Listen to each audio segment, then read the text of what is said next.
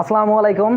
আজকে হচ্ছে বৃত্তের উপরে হচ্ছে ঢাকা বোর্ড 2023 ঢাকা বোর্ড 2023-এ যে প্রশ্নটা আসছিল বৃত্তে, সেটা আমরা সলভ করব খুব দ্রুত। কীভাবে শর্টকাটে সলভ করা যায় সেটা দেখে। আচ্ছা, এখানে 1 নম্বর প্রশ্নে যেটা লেখা আছে এক্স স্কোয়ার ইকুয়াল 25 মাইনাস টি স্কোয়ার এবং ওয়াই ইকুয়াল টি হলে ব্যাসের মানে বৃত্তের ব্যাস কত হবে। তো এটা কোন আকারে দেওয়া আছে? পরিমিতিক আকার দেওয়া আছে। এটা আমাদের প্রথমে কি কার্তেশীয় সিস্টেম করে নিতে হবে। আর 2 নম্বরে কি বলা আছে? বি নম্বরে আছে বৃত্তের সমীকরণ নির্ণয় করো, যেটা হচ্ছে এক্স অক্ষের ওপর অবস্থিত এবং উদ্দীপকের কেন্দ্র। এই যে উদ্দীপকের যে একটা উদ্দীপক দেওয়া আছে, এই উদ্দীপকের কেন্দ্র কত 2 3 কেন্দ্র এবং হচ্ছে কি মূল বিন্দু দিয়ে যাবে। আর সি বা হচ্ছে গ নাম্বার কি লেখা আছে? এই যে ও আর সি, এই ও সি স্পর্শকের সমীকরণ নির্ণয় করতে হবে। আজ ঠিক আছে, আমরা এ থেকে শুরু করব, তাহলে হচ্ছে বাকি দুইটা মুছে দেই। ওকে, আচ্ছা তাহলে আমরা প্রথমে 1 নম্বর সমাধান করব। 1 নম্বর কি আছে? এক্স স্কোয়ার ইকুয়াল 25 মাইনাস টি স্কোয়ার এবং ওয়াই ইকুয়াল টি হলে বৃত্তের ব্যাস কত হবে। আচ্ছা, আমরা একটা জিনিস জানি, সেটা কি? X equal r cos theta এবং ওয়াই ইকুয়াল কি? R sine theta.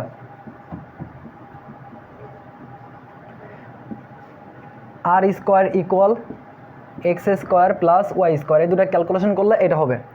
এটা আমরা জানি। এই যে ইকুয়েশনটা দেওয়া আছে, এই ইকুয়েশনে আমরা কাজ করব। X square equal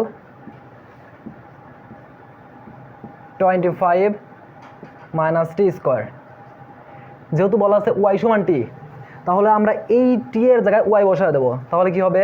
25 minus y স্কোয়ারকে লেফট হ্যান্ড সাইডে নিয়ে আসলে কি হবে? X square plus y square, 25কে লেখা যায় 5 স্কোয়ার। তাহলে এইটা কি?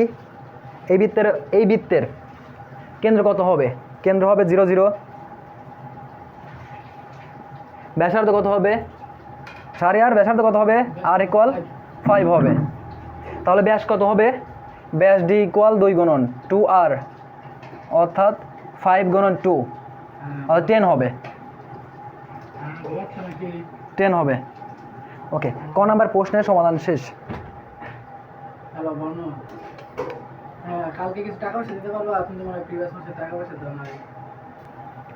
ওকে, তাহলে আমরা এখন বি নাম্বার প্রশ্নের সমাধান করব। মানে এই বি নাম্বার প্রশ্নটা কি?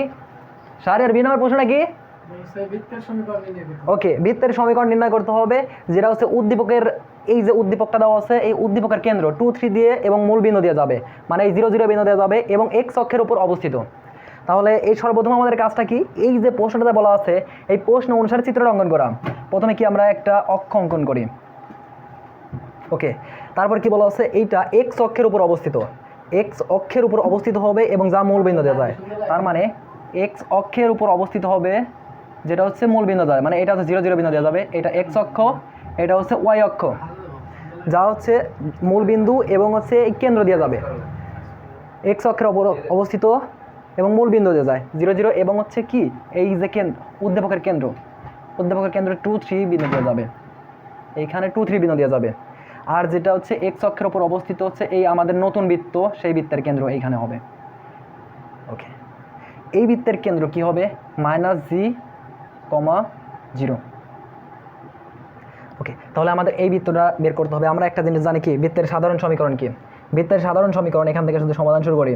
বৃত্তের সাধারণ সমীকরণ x square plus y square plus 2gx plus 2fy plus C equal 0। Okay, এটা আমরা জানি। এখন এই যে 0 0 এবং 2 3 বিন্দুগামী একটা আমাদের বৃত্তের সমীকরণ অঙ্কন করতে হবে। তাহলে সেই হিসাবে আমরা লিখতে পারি কি? 0 0 বিন্দুগামী যদি হয়,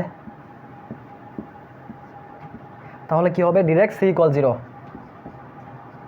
0 এবং 2 3 বিন্দুগামী, কারেক্ট। 2 3 বিন্দুগামী হলে, 2 3 বিন্দুগামী যদি হয়, তাহলে বৃত্তের সমীকরণটা কেমন পাবো? মানে এই ইকুয়েশনে যদি বসানো যায়, এই ইকুয়েশনটায়, তাহলে কি পাই? আমরা পাই 4 প্লাস 9 প্লাস 4f প্লাস, এটা কত হবে?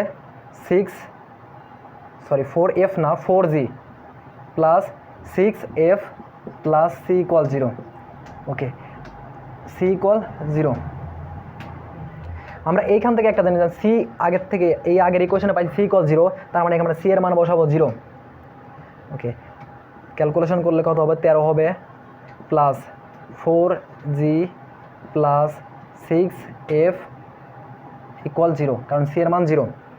ওকে, আর একটা কী জন্য জানি, এটা আমরা ওয়াই অক্ষের ওপর ওয়াই অক্ষকে স্পর্শ করে, ওয়াই অক্ষকে যদি স্পর্শ করে, এই বৃত্তটা ওয়াই অক্ষকে স্পর্শ করছে, ওয়াই অক্ষকে স্পর্শ করলে কি হবে, এফ স্কোয়ার ইকুয়াল সি হবে, f square equal c, f square equal c. আর আমরা সি এর মান জানি কত, 0। সি ইকুয়াল যেহেতু 0 হয়, সি সমান যেহেতু 0, তার মানে এফ সমান কত হবে, 0 হবে। তাহলে এইখানে মান পাবো কত আমরা, ডিরেক্ট 13 প্লাস 4g ইকুয়াল 0।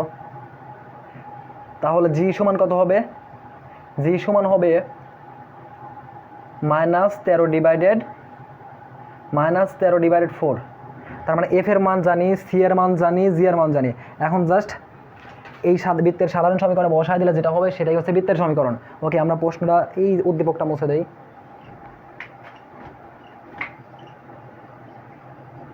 ওকে, আমরা কি কি জানি, কেন্দ্র, তাহলে কেন্দ্র কত হচ্ছে, মানে এখানে জি কত হচ্ছে, জি হচ্ছে -13/4। ওকে, -13 ডিভাইডেড 4।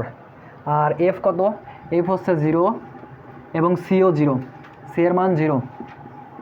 তাহলে বৃত্তের সাধারণ সমীকরণে যদি বসাই তাহলে সমীকরণটা কত হবে, বৃত্তের সাধারণ সমীকরণে বসালে x square plus y square, okay, -13 divided 2, x, c এর মান 0, এফ এর মান 0 ইকুয়াল 0।